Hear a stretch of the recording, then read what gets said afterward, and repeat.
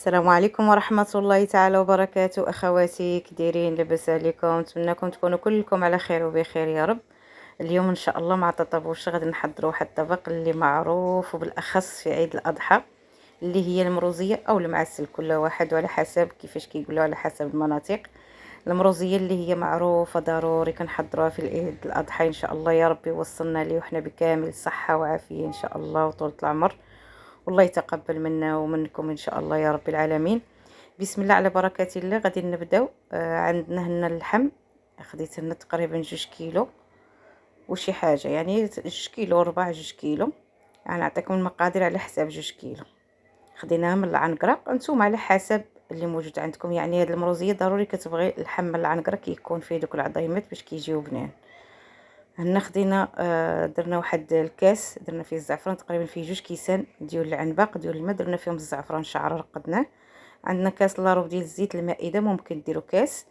وعندنا هنا 3 الفصوص ديال الثوم ومعلقه ديال السمن. والتوابل عندنا معلقه صغيره ديال الخرقوم البلدي، معلقه صغيره ديال السكينجبير، معلقه صغيره ديال الابزار، ومعلقه صغيره ديال المروزيه، ونص معلقه ديال القزبر اليابس، والملح دائما على حسب الذوق.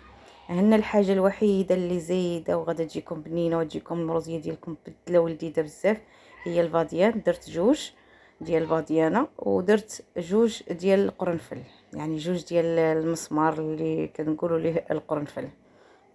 عندنا هنا البصله، اللي عنده البصله كبيره يكتفي غير ببصله. انا هنا عندي بصله صغيره، درت 2 بصلات.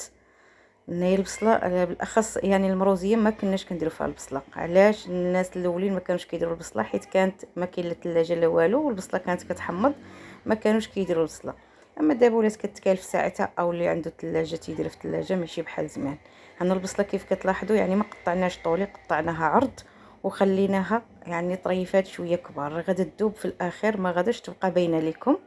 وكيف قلت لكم يعني هاد البصله راه كتخليوها كدير واحد التعليكه، واحد التغميره كتجي زوينه. يعني كيف قلت لكم زمان راه ما كانتش كدار، كنا كنكتفيو غير بالثومه.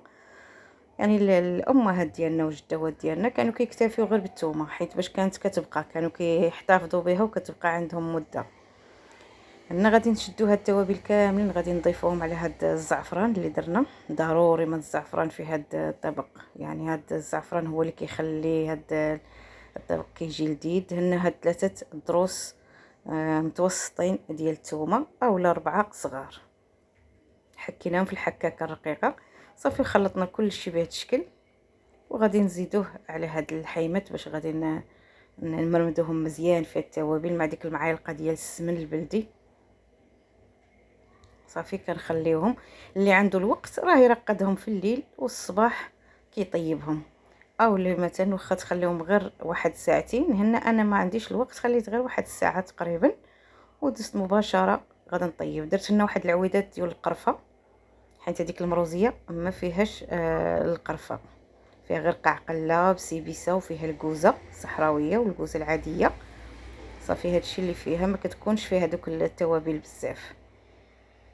نتوما اللي كانت عندكم مروزيه فيها التوابل بزاف راه تكتفيو غير بالمروزيه حتى الاخر، وعاد تضيفوا القرفه مازال. صافي بعد ما درنا هذاك الزيت ودرنا البصيله ديالنا، زدنا عليها الحيمات وغادي نحطوها على النار تقلى. هنا رجعنا خدينا هنا الزبيب، 200 غرام ديال الزبيب، نتوما على حسب الكميه اللي بغيتو. 200 غرام ديال الزبيب، هاد الزبيب اللي كيكون بني كيجي احسن، نتوما اللي حبيتو. العسل تقريبا عندنا من نص كاس لكاس لاروب، يعني على حسب الكميه ديال اللحم. انا كنعطيكم مقادير ديال 2 كيلو. والقرفه مطحونه. هنا خدينا هاد الزبيب وكبينا عليه الماء، نخليوه مرقد باش تحيدنا ديك الغبره، وهذا حتى الاخر نبغيوه. رجعنا هنا اللحم باش غادي نقليوه. بعد ما بدا كيتقلى شاعلين عليه النار، كنخليوه حتى يتقلى مزيان كيف كتشوفوا، تشرب دوك التوابل. وشوفوا كيفاش تلبس مزيان، وهاد شرب داك الماء كامل اللي بقى، تبقى غير داك الزيت. صافي وغادي نضيف ليه الماء طيب، يعني الماء الكافي فاش غادي يطيب لنا اللحم. هنا كيف كتعرفوا العنقره راه كتهز الطياب، يعني كتاخذ الوقت في الطياب. نتوما يعني على حسب اللحم اللي عندكم. هنا درنا الماء الكافي، ومن كيتخص الماء راه كنزيدو. ومن احسن دائما نديروا بحال هكا طنجره تكون شويه كبيره.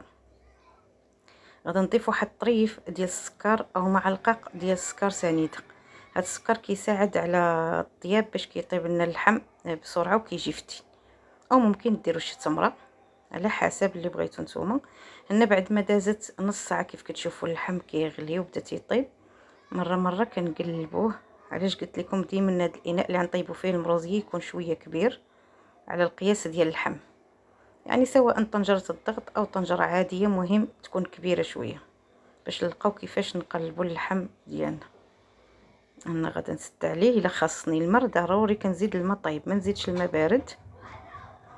هنا راه كيف كتشوفوا اللحم ديالنا كيفاش بان لكم راه طاب، يعني وباقي فيه روم. طبيعه الحال راه خصني الماء وزدت مازال الماء، وضروري يكون غير الماء طيب ما يكونش الماء بارد. صافي دابا مني طاب لينا اللحم، يعني ماشي طاب تتفرتت، مهم صافي طاب وفي باقي فيه الروا الكافي فاش غادي يطيب ليا الزبيب. الا ما كانش الروا الكافي زيدوا شويه الماء. هنا بعد ما رقدته غسلته مزيان من بعد ما ترقد وضفناه هذا المرق، وضفنا عليه معلقه ديال القرفه، معلقه صغيره عامره ديال القرفه. اللي كيبغي المذاق باين ديال القرفه راه يزيد مازال، حيت في الاول درنا غير دوك العويدات. صافي درنا هنا كيف قلت لكم ديروا على حسب الحلاوه نتوما اللي كتبغيو، حيت الحلاوه هي اللي كتحمي هاد المروزيه وكانت كتخليها زوينه. علاش كانوا كيديروا فيها هاد العسل؟ باش كتبقى مزيانه، كيحافظ عليها. ممكن العسل او السكر سنيده عادي اللي حبيتو، لكن بالعسل كتجي احسن باش كيعطي هذاك اللون وكتعسل. وكنبقاو مره حنا ما كنغفلوش عليها. بعد ما سدينا شويه تدخل الطياب هذاك، دخل الطياب في داك الزبيب، نعاودو نحلو. يعني بعد ما داز تقريبا واحد ربع ساعه عاودنا حلينا وبقينا دايرين معاه بالنا مره كنقلبوا دوك اللحيمات باش كلهم يتعسلوا. الغرض من المروزيه باش كتجي كل معسلات من دوك العظيمات كتجي فيهم ديك البنه ديال الحلاوه وكيجيو معسلين. كنبقاو نقلبوا باش اللحم كياخذ لنا اللون، كيتحمر غير في الطنجره، ما كنحتاجوش نحمروه لا في الفران ولا حتى شي حاجه. وهذيك الفاديانه ومع القرنفل ما نقولش لكم راه عاطيه واحد الريحه ما شاء الله. جربوها ان شاء الله وتعجبكم. هنا بعد ما يعني تعسلت لينا المروزيه ديالنا، اللحيمه تعسلوا كلشي، غادي نحيدوا دوك العويدات ديال القرفه ودوك الفاديانه وهذاك القرنفل. غير هادوك جوج ديال القرنفل وكيعطيو واحد المذاق اللي ما نقولش لكم. ان شاء الله غادي تجربوها بهذه الطريقه وغادي تعجبكم بزاف. اللي كيبغي شويه كيخلي شويه، باغي شويه الدغميره كيخلي يزيد شويه الماء، ما يخليهاش تشرب بحال هكا. انا ما كنبغيش المرق فيها بزاف، كنبغيها غير معسله. يعني اكتفيت بحال هكا كيف كتشوفوا، يعني راه وقفات الزويته ديالو جات معلكه. وشوفوا اللحم كيفاش تحمر بوحدو في الطنجره. هنا غادي ندوزو باش ان شاء الله ندوزو لطبق التقديم. غادي نهز اللحم وغادي نحط غير في الجناب ديال الطبسيل. كتقدم طبيعه الحال سخونه، اولا حتى خليتوها حتى فطو بها، راه ملي كتبغيو كتسخنوه. او اللي حضر منها بزاف خلي شويه الدغميره زايده باش كيلقى فاش يسخن. حيت زمان كانوا كيكثروا فيها ليدام، او لما مثلا الشحمه كيكون اللحم. واخا هاد المروزيه راه كتبغي دار بالعنقره او بالسنسول، يعني كتبغي اللحيمات اللي فيهم العظم، ما كتبغيش غير اللحم بوحدو. بالهبره بوحدها ما كتجيش مزيانه. صافي وكيبقاو هذيك الساعه كتجبدوا كتلقاو فاش كتسخنوا.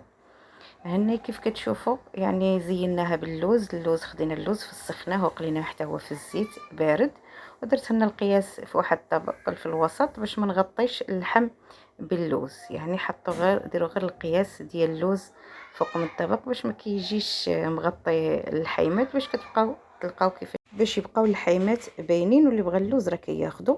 وهنايا على فكره ان المروزيه ما كديرش فيها لا برقوق لا مشماش لا شريحه لا حتى شي حاجه، يعني كدير فيها غير الزبيب وكتزين باللوز في الاخير.